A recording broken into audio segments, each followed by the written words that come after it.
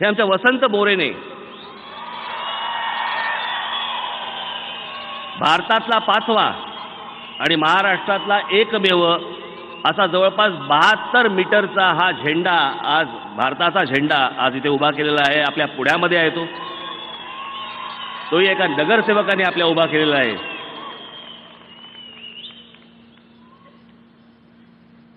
वसंत माझ्याकडे, वसंत कुठे गेला?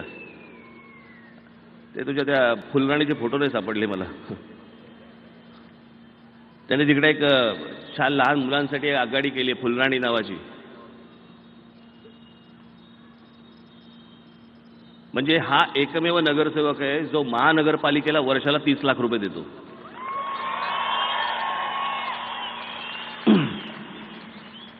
मी हाच संपूर्ण कात्रजचा आपला तलाव मी अगदी पूर्वी पण पाहिला होता, ज्या वेळेला वसंत पहिल्यांदा जेव्हा निवडून आला त्यावेळेला एक घाणेरडं सगळं असं ते संपूर्ण त्यांनी बनवत इतकं सुंदर केलेलं आहे. आणि मग त्याच्यामध्ये महाराजांचा, शिवछत्रपतींचा तिथे पुतळा बसवलेला आहे.